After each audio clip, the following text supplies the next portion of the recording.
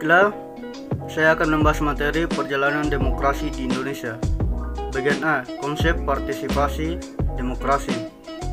Perjalanan dan perkembangan demokrasi di Indonesia selama ini telah mengalami beberapa fase, di mana dalam setiap periode terdapat dinamika dan problematika pencapaian demokrasi di Indonesia.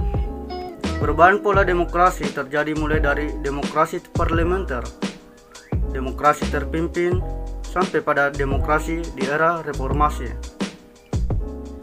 Menurut Purnamawati, perkembangan demokrasi di Indonesia terbagi menjadi 4 masa, yaitu yang pertama, tahun 1945 sampai 1959, berlakunya demokrasi parlementer.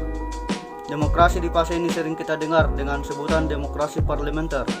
Demokrasi ini mulai berlaku pada 1 bulan pasca kemerdekaan diproklamasikan dan juga mulai diperkuat dalam Undang-Undang Dasar 1954 dan 1950. Namun ternyata sistem demokrasi ini kurang serasi dengan negara Indonesia, walaupun bisa berjalan dengan baik di beberapa negara lain. Yang kedua, tahun 1959 sampai 1665 yang berlaku adalah demokrasi terpimpin. Dalam sistem demokrasi pada fase ini, ciri menonjolnya adalah lebih banyaknya peran presiden dan terbatasnya peran partai politik. Dalam praktik pemerintahan pada fase ini sudah banyak melakukan penyimpangan terhadap demokrasi. Dekret Presiden 5 Juli bisa dianggap sebagai suatu upaya mencari solusi dari kemacetan politik yang terjadi dalam sidang konstituante yang merupakan suatu bentuk penyimpangan pada praktik demokrasi. Baik, selanjutnya nomor 3. Tahun 1965 sampai 1998. Pada masa ini, Indonesia dengan sistem pemerintahan yang dikenal dengan demokrasi Pancasila. Apakah teman-teman tahu apa itu demokrasi Pancasila? Demokrasi Pancasila adalah demokrasi konstitusional yang mengedepankan sistem presidensial. Pada masa ini, tahun 1945, dan Pancasila diterapkan untuk menciptakan kedaulatan rakyat.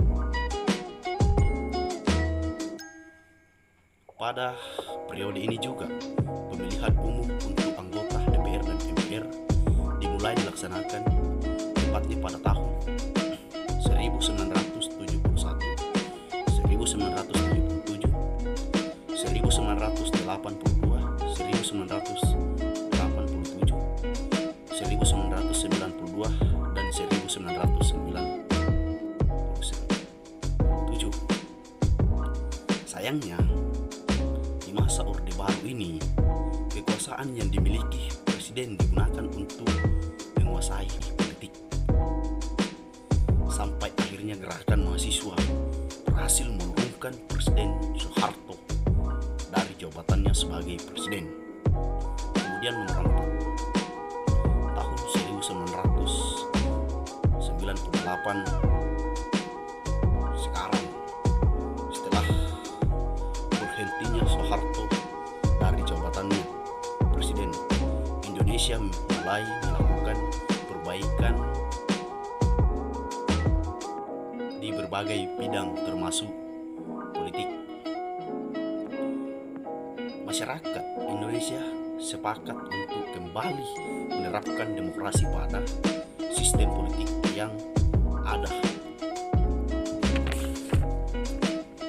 Tujuannya agar mewujudkan kebebasan yang selanjutnya akan menciptakan kedaulatan rakyat.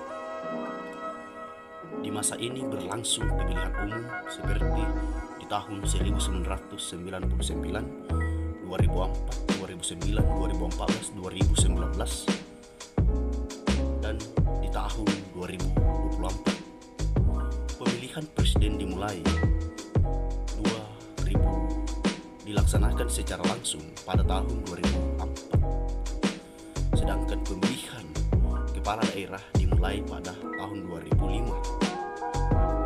Nah, teman-teman, perkembangan demokrasi yang ada di Indonesia. Saya akan menjelaskan materi selanjutnya, yaitu kehidupan bernegara yang demokratis. Demokrasi sangatlah penting dalam kehidupan bermasyarakat dan bernegara.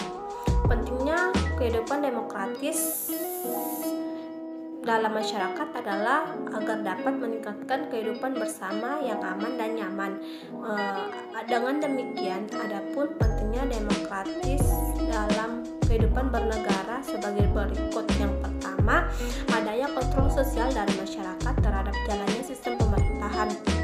Yang kedua, sistem demokrasi bisa menghindarkan tindakan sewenang-wenang terhadap warga negara. Yang ketiga, negara menjalankan praktik pemerintahan yang memandatkan oleh rakyat. Yang keempat, memungkinkan setiap kebudayaan dapat berkembang dengan baik karena negara demokrasi menghormati kebebasan berekspresi. Baiklah, selanjutnya manfaat demokrasi. Demokrasi sangatlah bermanfaat dalam kehidupan sehari-hari. Adapun manfaat demokrasi sebagai berikut. Yang pertama, menjamin hak-hak dasar. Penjaminan hak-hak dasar ini dilakukan dengan terbuka sebagai cara untuk mengungkapkan serta mengatasi adanya masalah sosial yang belum terwujud. Yang kedua, adanya kesetaraan setiap warga negara. Semua warga negara dianggap sama tanpa melihat latar belakang dan asal rakyat tersebut. Yang ketiga, pembaruan kebijakan sosial. Kebijakan pemerintah dibuat sesuai dengan keinginan rakyat. Negara demokrasi memungkinkan dirumuskan kebijakan baru yang sesuai dengan kebutuhan masyarakat. Yang keempat, kebebasan rakyat untuk menyampaikan pendapat. Negara yang memiliki kekuasaan yang tertinggi di tangan rakyatnya akan menyediakan ruang bagi rakyat untuk menyampaikan pendapatnya. Yang kelima,